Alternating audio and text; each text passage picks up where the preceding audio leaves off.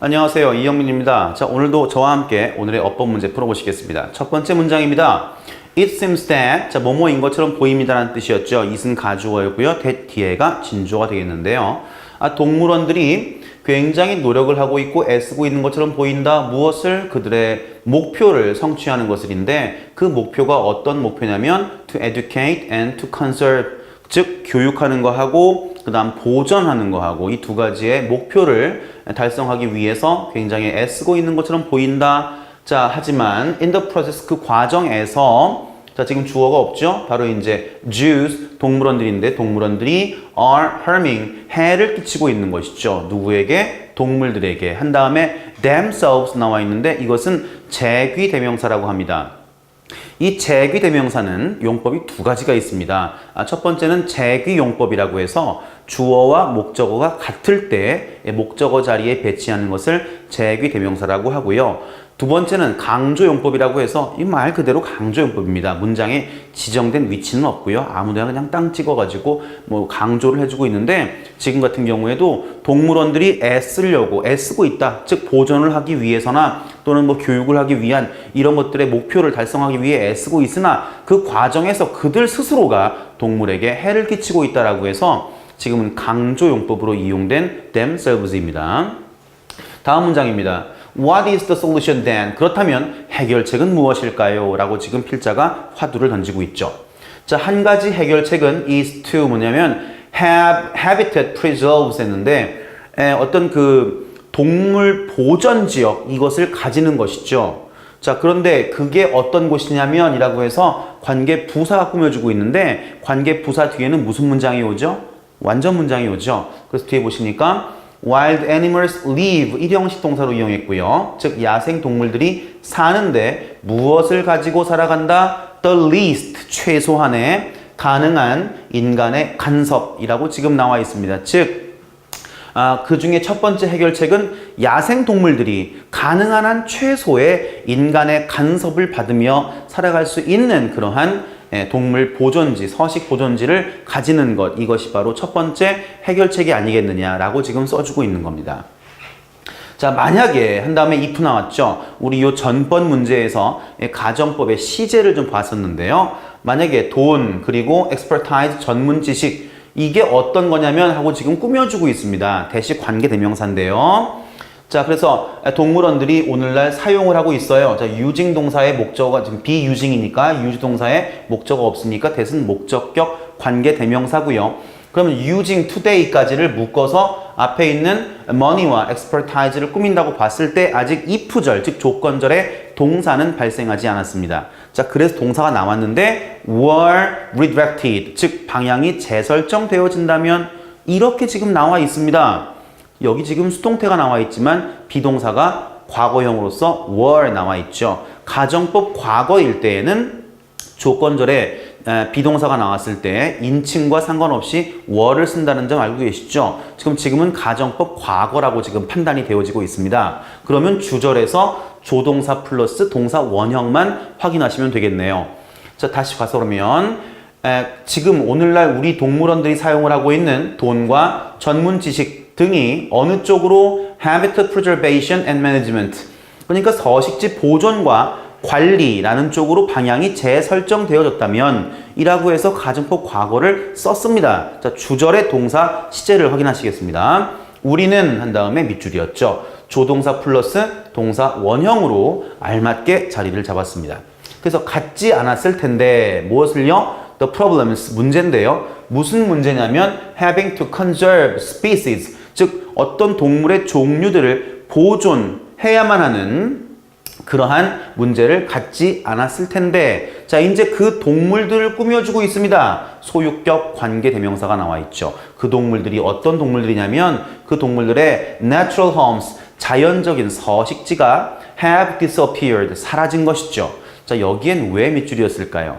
몇 번 나왔던 부분인데요. appear 동사, disappear 동사, 서로 반대말인데 자동사들이었죠. 자, 제가 자동사입니다라고 하면 뭐가 안 되는 것이었죠? 수동태가 안 되는 것이었죠. 지금 두 가지 검토하겠습니다. 사라진 것은 한순간이 아니라 계속이다. 따라서 현재 완료는 합당하다. 두 번째, 자동사이다. 따라서 수동태는 들어갈 수가 없다. 따라서 합당하다입니다. 자, 무슨 말씀인가 하니 자칫 완료 시제를 볼 때에 have 플러스 pp가 들어갔다고 해서, 즉 pp가 들어갔다고 해서 수동태로 오인하시는 분들이 있는데 절대로 그렇지 않습니다. have 플러스 pp가 나오면 능동태입니다. 그럼 완료를 수동태로 표현할 때는 어떻게 표현할까요? have been pp라고 써야 됩니다. 지금은 능동태 문장으로서 알맞게 나와주고 있죠. 자, 게다가 there also has to be an international effort. 자, 또한 무엇이 있냐면, 무엇이 있어야만 하냐면 국제적인 노력인데요. 자, 무슨 노력이냐면 첫 번째, to control pollution, 즉 공해, 오염 따위를 통제할 수 있는 국제적인 노력이 있어야만 한다라고 지금 던졌습니다. 자, 그 다음 두 번째, 또한 무엇을 통제할까요? The illegal capturing, 불법적 포획입니다. 불법적 포획인데 무엇의 포획이냐면 endangered species, 멸종 위기종에 대한 불법 포획, 이것을 컨트롤 할 수 있는 그러한 노력이 반드시 있어야만 한다라고 지금 우리 문장을 필자가 서술을 하고 있습니다. 그럼 지금 1번부터 4번까지 해서 정답이 없다라고 했으면 정답이 5번인데 왜 5번일까요? capturing은 지금 뭐 capture라는 명사로 쓰던, capturing을 지금 동명사화해서 쓰던, 그 다음 보이는 그대로 믿지 마십시오. ing가 모두 동명사가 아닐 수 있다는 점을 기억을 하셔야 됩니다. 답이 왜 5번일까요? 내용 보실게요. 자, capturing. 여러분들은 지금 딱 보자마자 capturing 동명사라고 이렇게 생각하실 텐데요. 눈에 보이는 그대로 믿지 마시고 그 앞쪽을 좀 보시겠습니다. 앞에 뭐가 나와 있나요? 저 바로 정관사인 더가 나와 있다는 것이죠. 또한 그 뒤에는 형용사인 illegal이라고 하는 형용사가 나와 있습니다. 자, 그럼 제가 질문을 던지겠습니다. 저게 만약 동명사였다면 동명사는 큰 범주 내에서 어디에 포함될까요? 준동사에 포함됩니다.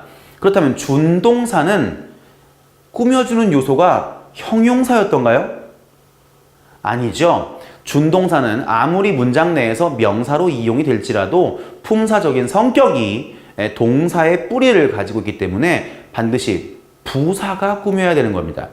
그럼 지금 명사에게만 씌워주는 더가 나와 있다는 점, 또한 명사를 꾸며주는 illegal이라는 형용사가 나와 있다는 점, 그럼 여기서의 capturing은 ing가 동명사가 아니라 이미 명사화 되었다는 것입니다.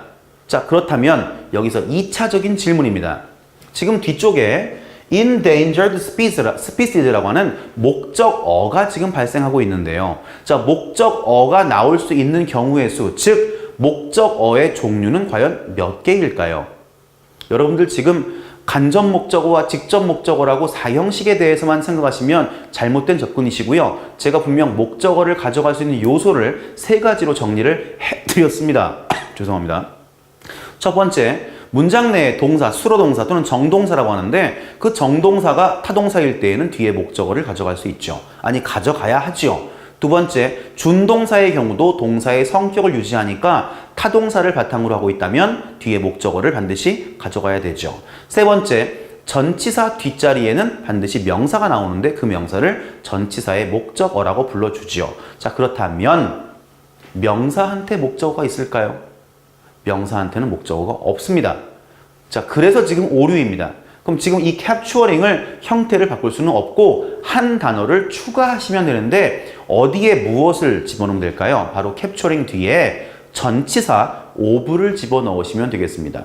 그럼 만사 형통이죠. 전치사 뒤에 결합된 명사는 명사의 자격을 상실하니까 목적어 관계를 상실하고 또한 앞에 명사에 대한 의미적인 목적어를 붙이는 데 있어가지고 지장이 없게 되는 것이거든요. 따라서 5번을 the illegal capturing이 아니라 the illegal capturing of 라고 해서 of를 붙여주시는 겁니다. 자, 그러면 of는 과연 몇 가지로 이용될까요? 자, 그걸 좀 보시겠습니다. 물론 전치사는 어마어마하게 많은 용도가 있습니다. 특히나 뭐 굉장히 많이 보았던 of이기 때문에 용도가 뭐 한두 가지겠습니까만 여러분이 최소한도 이것만큼은 알아야겠다라고 정리한 것은 5가지 용법입니다.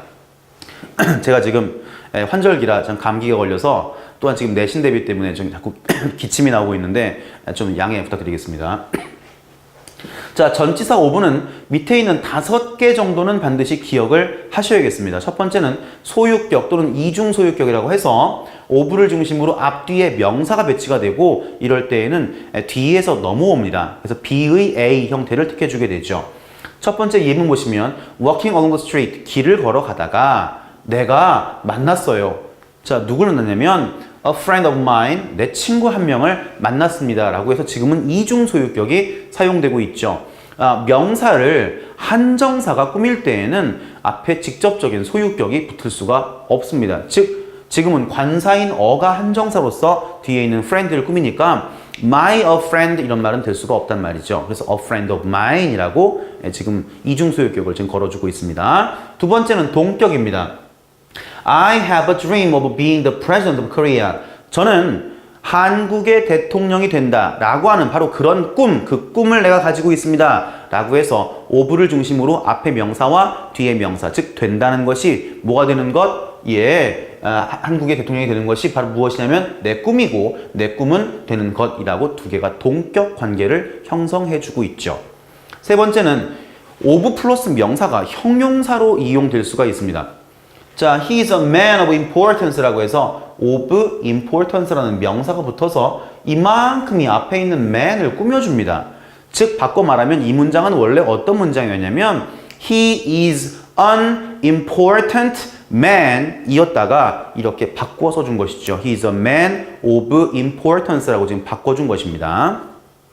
자, 네 번째는 about의 대용 표현인데요. about은 뭐뭐에 대하여라는 뜻으로 많이 이용이 되죠. 자, 그래서 지금도 of가 뭐뭐에 대하여라는 말로 이용되는 경우가 있다는 점을 보여드리는 겁니다. 내용 보시니까 그녀는 complain, 불평을 했어요. 자, 대표적인 타동사로 착각하기 쉬운 자동사입니다. complain 동사는요. 그래서 뒤에 뭐뭐에 대하여라고 하는 전치사 about 말고 of를 지금 걸어주고 있죠. 그래서 my treating her unfairly, 내가 그녀를 불공정하게, 불공평하게 아마 대접을 한 모양인데 그거에 대해서 불평을 하고 있다라고 지금 about적 의미로 이용되고 있습니다.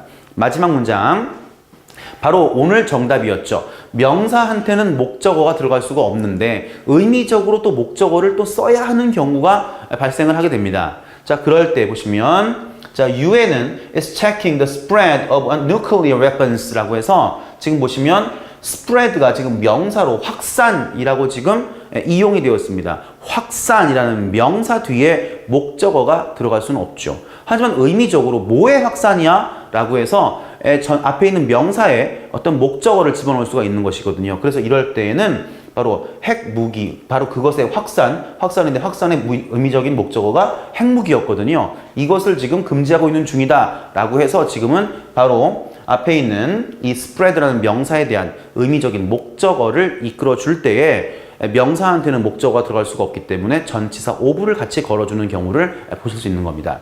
자, 오늘 결정적인 이야기는 목적어의 종류, 동사에 대한 목적어와 준동사에 대한 목적어, 그리고 전치사에 대한 목적어로서 목적어를 세 가지로 정리할 수 있는데 명사의 경우에도 의미적인 목적어를 가져갈 수가 있다. 하지만 직접적인 목적어를 붙일 수가 없기 때문에 반드시 전치사 of와 함께 넣어준다. 요게 핵심적인 사항이었습니다. 뭐 평상시에 좀 접하시기 약간 어려운 그런 문법사항이니까 이번 기회에 한번 유념해서 기억해 놓으시기 바랍니다. 오늘도 수고하셨습니다. 감사합니다.